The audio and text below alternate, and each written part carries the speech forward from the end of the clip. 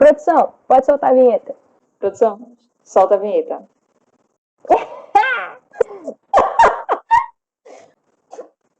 Vai, Mi. Solta a vinheta, produção. Que feliz, né, que a Milena tá. A gente pegou uma empolgação grande mesmo. Vai, Nai. Produção, chama... Vamos lá. Produção, solta a vinheta. Ai, gente, eu tô nervosa. Primeira vez. Produção, pode soltar. Esta besta que estava enjaulada, chamada vinheta.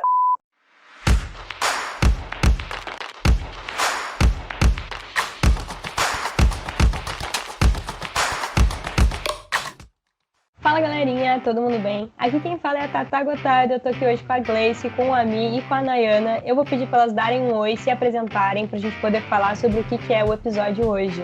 Gleice, pode começar. E aí, beleza? Meu nome é Gleice. Tenha dito, né? Obviamente. Faço parte do Empório do Futebol Feminino e do Empório do Esporte Feminino. É isso aí, é nóis. Oi, eu me chamo Milena e estou no Empório do Futebol Feminino. Oi, eu sou a Nayana e faço parte do Empório do Futebol Feminino. E antes de mais nada, já vai seguir nas redes sociais, Twitter, Instagram, né? Facebook, tudo que você imaginar é @Empório do FF, @Empório do EF e @Empório do EE. Não, errei. De novo, Pode falar só a última. Qual? @Empório do FSF. É. São muitas letras. Mas enfim, siga lá o Empório em todas as redes sociais. E lembre-se de se inscreverem aqui no canal, deixar o joinha no vídeo e de compartilhar. Esse é o nosso terceiro episódio do especial Mês da Mulher.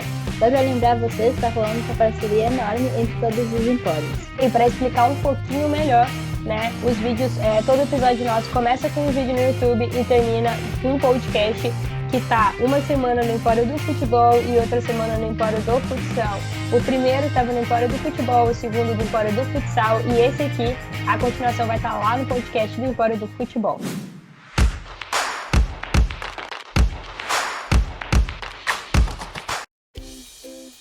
Que bom, né?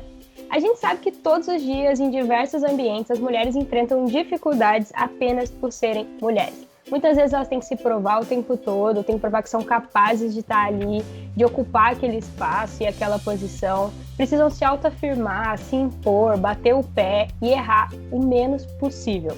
Aos outros, nos falta ouvir e respeitar a nossa voz. Já quebramos muitas barreiras e tivemos muitas conquistas, mas ser mulher ainda é muita luta, muita resistência e no esporte, infelizmente, não é diferente.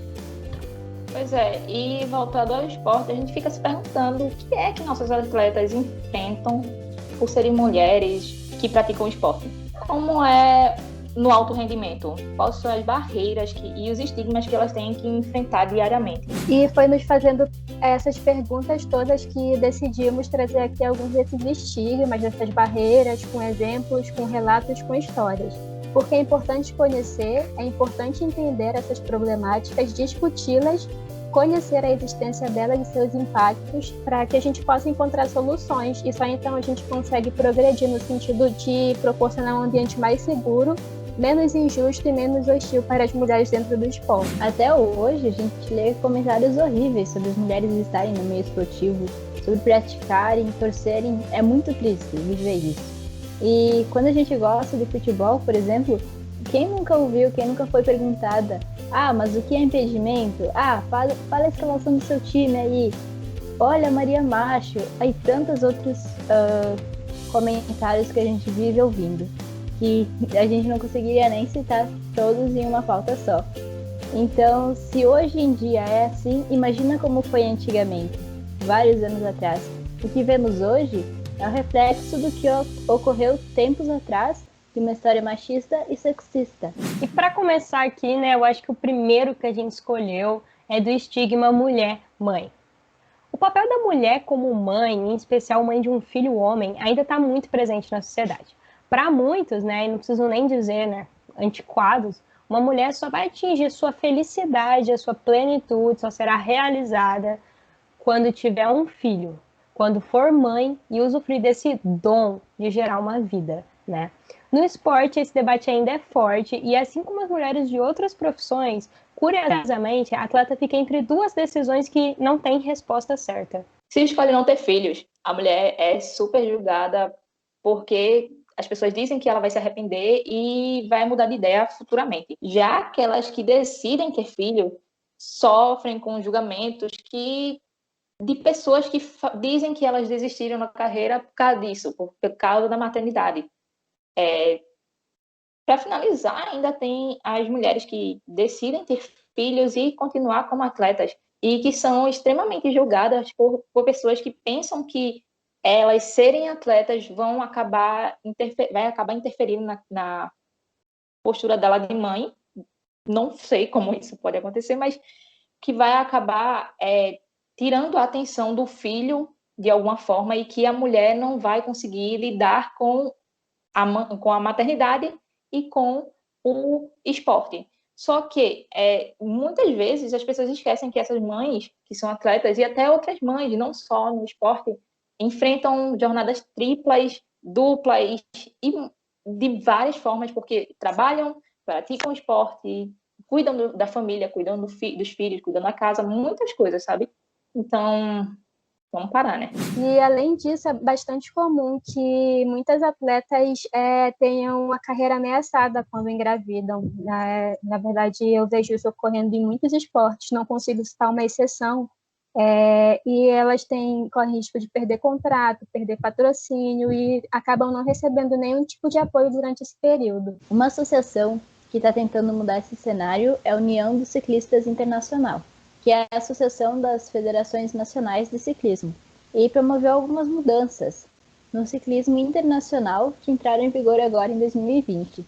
Os ciclistas que fazem parte do Circuito Mundial Feminino, as ciclistas, passaram a ter o direito de 3 meses de licença maternidade com 100% do seu salário, podendo ter ainda 5 meses com 50% do seu salário. Uma iniciativa que eles conseguiram ter para que essas ciclistas possam ser mães enquanto estão competindo. Cara, uma iniciativa sensacional e muito necessária, né? Vamos combinar. É um exemplo, assim, a ser seguido. É triste que a gente se surpreende por quem faz o mínimo, né? Mas é uma surpresa muito agradável. Quando a gente vai falar de atletas que são mães, tem vários exemplos que a gente pode citar. Eu acho que talvez o mais famoso deles no momento, a Serena Williams, né? Tenista.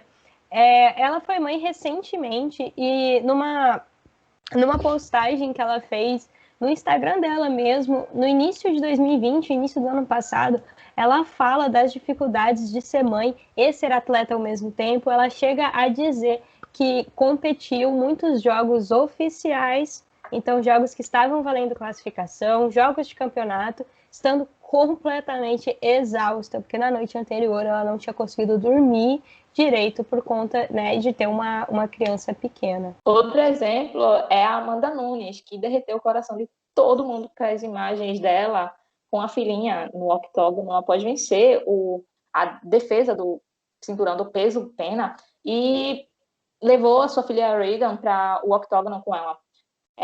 Ela foi mãe recentemente com a sua esposa, Nina Ansaroff, e ela também é atleta, a Nina. Ela também é lutadora e deu uma pausa na carreira para cuidar da filha junto com a Amanda. Só que, como todo mundo sabe, que cuidar de uma criança bebê é muito difícil, e a Amanda já até comentou que é bastante difícil e que se não fosse a Nina, ela não conseguiria dar conta da neném só, sabe?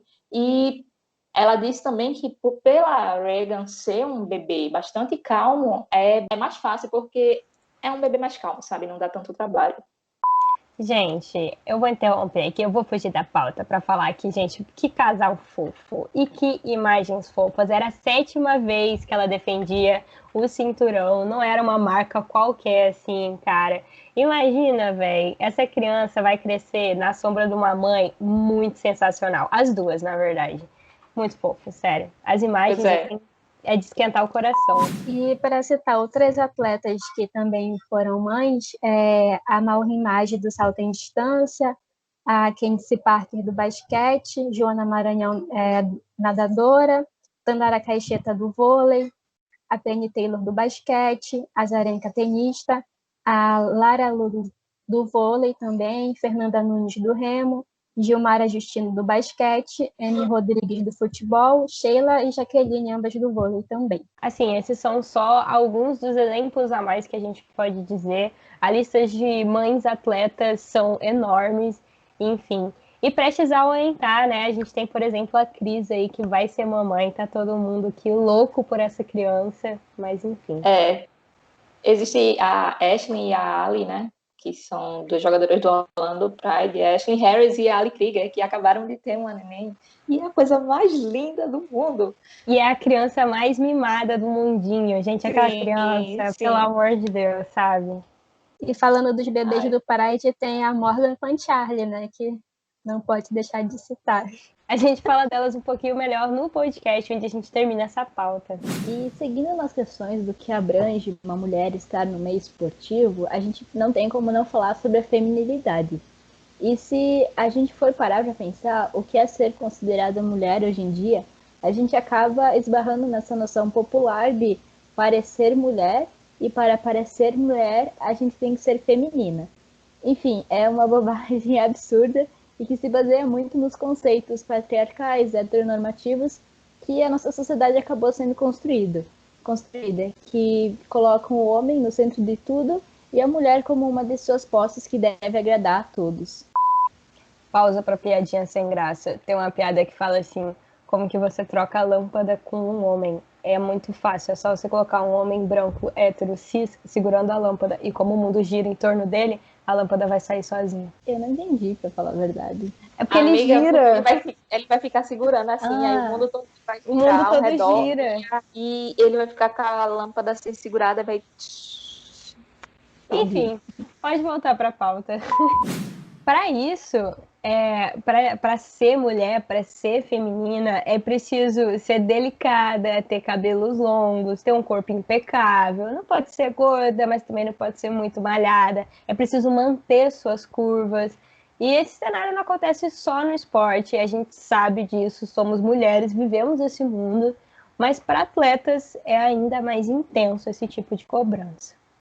Pois é, essa postura até influenciou a criação daquela lei que proibia os esportes incompatíveis com a natureza feminina, com o intuito de proteger a delicadeza da mulher, como mencionado no primeiro vídeo desse especial, né? E respinga até hoje no esporte, como ele é visto pelas pessoas e nas discussões que envolvem o esporte na mídia, por torcedores, e não somente na fala de homens. E diante dessa lógica, para a atleta, a mulher, sobram duas escolhas que geram críticas. O reconhecimento pela beleza no lugar do talento ou as críticas por não parecer feminino o suficiente. Eu só queria interromper a pauta de novo para citar um outro exemplo de como as mulheres foram muito oprimidas nesse espaço. No futebol, por exemplo, a Federação Paulista, em 2000, obrigou que as mulheres fossem femininas o bastante para jogar o Paulistão, que não era um campeonato, era assim um salão de desfile, sabe? E foi por isso também que a Ceci acabou indo para os Estados Unidos. E ela falou que ela não ia se submeter àquilo. Mais um exemplo. A gente também discutiu esse assunto melhor no podcast, mas realmente aconteceu. E assim, cena muito triste do nosso futebol, né? Vamos combinar. E, na verdade, a presença dessas mulheres que não performam feminilidade dentro do esporte, a existência delas é muito importante. E a gente pode citar a Rafa do judô como exemplo, Tasha do vôlei, a Brittany Griner da WNBA, a Rhea Ripley do WWE e a Shayna Baszler também do WWE, UFC e do MMA. E esses são alguns exemplos, né? Que essas mulheres são o que são, não se anulando para se enquadrar nessa imagem ideal do que significa ser mulher e representam muitas de nós. Mostram que ser mulher e ser feminina são duas coisas completamente diferentes e que não há mais espaço para ter essa confusão. E aí, né? Se a gente está falando de mulheres que não são femininas, a gente tem que falar também sobre a suspeição a respeito da orientação sexual dessas atletas. Olha, felizmente, de modo geral, o mundo do esporte de mulheres, né, o esporte feminino, acaba sendo um ambiente um pouco mais seguro para atletas LGBTQI+, quando a gente vai comparar com cenários masculinos. O futebol é um grande exemplo. No entanto, as pessoas precisam entender que não é porque a atleta não performa a feminilidade que ela é obrigada a aceitar que sua sexualidade seja alvo de comentários, de suspeitas, de suspeições e fofocas o tempo todo. Ninguém merece, né? Pois é. E que elas tenham que ouvir comentários homofóbicos da torcida adversária, ou que sejam ligadas a algum affair o tempo todo, que sejam alvo de burburinho desnecessário. E quanto a isso, infelizmente, às vezes até a torcida a favor acaba ajudando com esse tipo de comentário que não agrega, né? E eu acho que, assim, e não precisa nem estar num cenário de esporte profissional para ver isso acontecendo. Meu relato pessoal de quando eu jogava no ensino médio, de quando eu jogo agora na faculdade, tanto de quando eu estou em quadra, quanto eu estou na arquibancada, é que se um atleta não performa a feminilidade, a primeira escolha de ofensa da plateia sempre vai ser, da plateia, da arquibancada, sempre vai ser comentários homofóbicos. Tira o homem da quadra, esse era para ser um jogo feminino, que tem um machinho jogando, o cara ali tá jogando no lugar errado, enfim. Para não falar de ofensas, por exemplo, de vestiário e esse tipo de coisa. É muito triste mesmo que isso siga acontecendo. E já chegamos na metade do nosso vídeo, então se você chegou aqui, deixe seu like e se inscreve no canal aqui embaixo. E essa discussão sobre a aparência acaba levando também a uma outra questão que a gente não pode deixar de lado, que é a sexualização dos corpos femininos. É um tema constante no esporte, como já falamos aqui, né?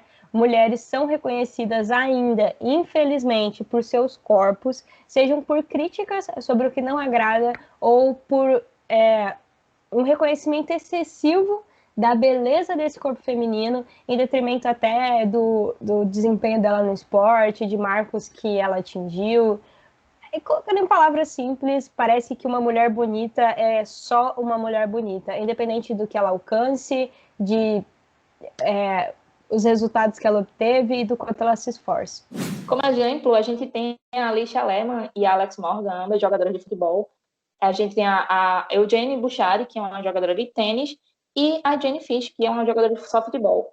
Todas elas são extremamente sexualizadas por pessoas que não assistem aos jogos só pelo espetáculo futebolístico ou de tênis ou do softball, pelo esporte, e sim pelos que assistem apenas para observar as mulheres como um pedaço de carne, como uma coisa assim que deva ser para a atração sexual.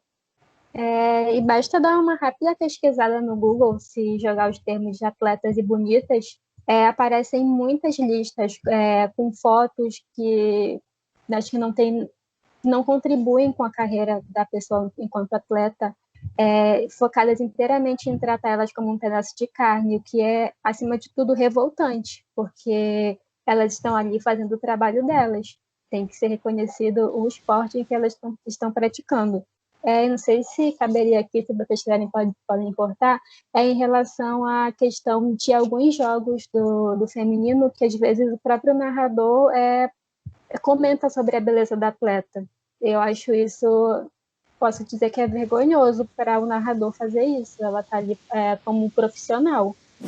Antes de entrarmos para o próximo tema, eu acredito que vocês vão tocar nesse assunto no podcast, mas não tem como não falar sobre como as fotos que são tiradas durante os jogos, eu falo isso principalmente do futebol, que parece que é um ângulo diferente, sabe, do que tiram do masculino.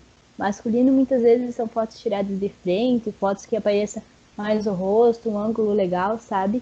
E muitas vezes no feminino que a gente vê fotos de costas, fotos que apareçam mais partes do corpo das mulheres e tal. E isso se torna muito mais grave quando a gente fala de base, né? E que o que a Nay falou, teve um episódio que aconteceu agora, mês passado, não faz um mês ainda, no Brasileiro Sub-18, que um um narrador falou que as duas zagueiras eram muito bonitas. E, tipo, como se elas não fossem totalmente competentes e as duas chamadas para a seleção brasileira, sabe? Ele não citou isso, mas falou que as duas eram muito bonitas.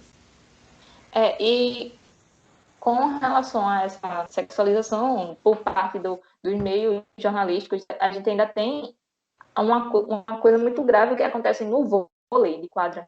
No vôlei de praia também, mas no vôlei de quadra é uma coisa impressionante, porque eles colocam as câmeras numa posição que fique mostrando apenas a partir da cintura, de perto da cintura assim, da jogadora, assim, das coxas, do meio das coxas para cima, porque eles focam inteiramente na bunda das jogadoras. Então é tipo, gente, isso aqui é um esporte, a gente tem que tratar como um esporte, sabe? A gente tem que ter respeito pelas profissionais, a gente tem que respeitar as jogadoras, a gente tem que fazer elas se sentirem confortáveis no seu ambiente de trabalho. Se a gente deixar essas coisas acontecerem, se a gente não reclamar sobre essas coisas que acontecem, a gente acaba deixando que mulheres sejam cada vez mais vítimas dessas sexualizações e desses comentários absurdos que acontecem, desses assédios que acontecem. Para a gente não se alongar demais, né, em fugir da pauta aqui, mas só um adendo, no nosso primeiro vídeo a gente já fala isso, se você quiser fazer um exercício aí de raciocínio na tua casa, um exercício de filosofia e pensar, putz, será que realmente existe essa hipersexualização do corpo feminino? Cara, gasta só um tempinho procurando uniformes de categorias masculinas e uniforme da mesma categoria, só que feminina, em Copa, em Olimpíada. Você vai perceber que as mulheres quase sempre têm uniformes mais curtos, uniformes mais colados, que não necessariamente somam na performance. É muito mais uma questão estética do que qualquer outra. Se você quiser um exemplo muito rápido, é o vôlei de praia, né? Que as mulheres jogam praticamente nuas, como se elas estivessem na praia, não jogando, só na praia mesmo. E os homens jogam com regata e shorts, enfim. E já que a Tatá tocou no assunto homens e mulheres, vamos tocar num assunto que não faz o mínimo sentido, é comparar resultados de atletas homens com atletas mulheres. E se você está perguntando por que não faz o menor sentido comparar isso, calma aí que a gente vai te explicar agora. Bom, gente, né? Homens e mulheres possuem uma constituição física completamente diferente. A distribuição de massa é diferente, até o padrão de lesão é diferente. Para vocês entenderem, tem estudos voltados a lesões do mesmo esporte feminino e do mesmo esporte no masculino, e o padrão de lesão é diferente, porque a nossa distribuição de peso é diferente, enfim. Além disso, a gente tem diferença das categorias e do tempo de investimento de cada categoria. Salvo algumas em específico, são muitas as modalidades em que a categoria feminina surgiu depois, muito depois, da categoria masculina. Então a gente está falando de esportes que estão em tempos diferentes quanto a investimento, quanto a técnica, quanto a desenvolvimento de base, quanto a patrocínio, quanto a cobertura. E outro ponto a se falar é o reconhecimento mesmo, né? Mulheres que atingem grandes marcos não precisam ser reconhecidas por parecerem um homem que fez grandes marcos, sabe? Elas precisam ser reconhecidas pelo o que elas conquistaram. Não tem que ser reconhecida pelos marcos de outra pessoa. E como exemplo, a gente tem a Paige Bueckers, que é uma jogadora da Liga Universitária, e ela é comparada com Stephen Curry, que é um profissional de basquete. E isso não faz o menor sentido, cara. Que é tipo um cara e uma mulher, não faz sentido. Outro exemplo é a Sarah Fuller, que é uma goleira, ela atua como goleira, e ela foi a primeira mulher a jogar no time de futebol americano que disputava a Power 5, que é a liga de futebol americano de elite das universidades dos Estados Unidos. E ela foi escalada para o time por acaso, já que alguns jogadores do time principal cumpriam o isolamento social, cumpriam o isolamento graças a um surto de Covid no time. E ela foi escalada como kicker, já que eles tinham a necessidade de um membro novo no time que fazia aquela função. E como a Sarah já tinha a experiência como batedora de tiro de meta, eles escolheram ela para ser kicker, que é aquela pessoa que chuta a bola naquela barra que tem em cima da faixa de touchdown. E ela é constantemente comparada a jogadores de futebol americanos homem. E não faz o menor sentido, até porque ela é uma mulher. Ela tem que ser reconhecida pelo marco dela, de ter sido a primeira mulher a jogar na Liga de Elite dos Estados Unidos, das universidades dos Estados Unidos. Só que ela não pode ser comparada com os homens que já jogaram nessa liga, até porque ela é uma mulher, tem a questão óbvia, mas também porque ela estava ali numa questão de necessidade da faculdade, sabe? E não assim, tipo, ela não foi extremamente treinada como todos os atletas que estavam ali. Bom, gente, essa pauta de hoje, ao mesmo tempo que nos deixa triste, né, por falar de tantas dificuldades a mais, barreiras que nós mulheres enfrentamos apenas por sermos mulheres, é uma pauta muito importante. Ela é muito necessária. A gente precisa reconhecer esses problemas, entender de onde eles vêm, por que eles ainda são repetidos, sabe? Por que a gente ainda está cometendo os mesmos erros? E eu falo a gente quanto sociedade, né? Porque esses erros são muito mais repetidos por homens do que por nós mulheres. E quando eu digo que a gente precisa discutir isso, né, para avançar cada dia mais no sentido de construir um ambiente mais justo e seguro para mulheres, eu não estou falando só do esporte. Quem é mulher sabe, essa é a nossa luta diária em todos os ambientes em que a gente vive e convive. Muitas vezes a gente normaliza tanto os esforços que a gente faz só por ser mulher que a gente nem percebe que eles estão ali, sabe? A gente sempre tem que estar se provando mais, a gente sempre tem que estar fazendo tudo em dobro, tem que estar se esforçando muito mais para chegar em um patamar. E isso é muito complicado porque a gente não pode estar se cobrando 2 vezes mais por um trabalho que poderia ser feito uma vez só, por um homem ele seria reconhecido. Então a ideia é mudar isso, é que a gente faça o nosso esforço, mas que a gente não tem que fazer muito mais para ser reconhecida. E a gente tem que reconhecer as mulheres que fazem esforço 2 vezes mais, a gente tem que reconhecer 2 vezes mais. E a palavra que a gente usa aqui, na verdade, né, é resistência. Porque é isso, o esporte feminino é isso, a gente vai continuar resistindo, a nossa luta não começou aqui, não vai acabar aqui, então a gente tem que explanar para o mundo, a gente tem que dizer para o mundo que o esporte é sim uma coisa de mulher e que a gente vai continuar lutando por ele e que a gente vai incentivar muito mais meninas para entrar no esporte, porque é isso que a gente deve fazer. O esporte é para todos, não é exclusivamente de ninguém. E todo mundo tem que praticar esporte, entendeu? Mas é isso, quer fazer a sua parte? Compartilhe esse vídeo para todos que você conhece, com todas as mulheres, com todas as pessoas que amam o esporte, pois todos que amam o esporte sabem que a gente deve praticar a inclusão de todos, independente de qualquer coisa, o esporte tem que ser inclusivo sempre. E lembrando que, como parte do especial do mês da mulher, esse vídeo vem acompanhado de um episódio do podcast, que dessa vez vai rolar lá no podcast do Empório do Futebol Feminino. Vocês encontram um link aqui embaixo na descrição. E não esqueçam também de seguir o Empório nas redes sociais. E vamos ao trava-língua. @Empório do EF, do esporte feminino, Empório do FF, Empório do futebol feminino, e Empório do FSF, que é o Empório do Futsal Feminino. E vocês nos encontram no Twitter, Instagram, Facebook. E também aqui no YouTube e nos agregadores de podcast que vocês preferirem. E é isso, galerinha. Se você gostou do vídeo, se inscreva aqui no canal, assina o sininho para receber toda a notificação quando chega um vídeo novo. E deixa o like aqui embaixo. Tchau, tchau e até a próxima semana. Tchau, tchau, gente. Obrigado pela atenção de vocês até aqui. Tá sendo incrível produzir os conteúdos do mês de março. Tchau, tchau, galera. Deu pra ouvir? Tchau, tchau. Tchau, tchau, galera. Se você chegou até esse momento desse vídeo, a gente agradece por ter acompanhado até o fim. É isso, é nóis, sem mulher resistência. Hein? Vamos seguir resistindo.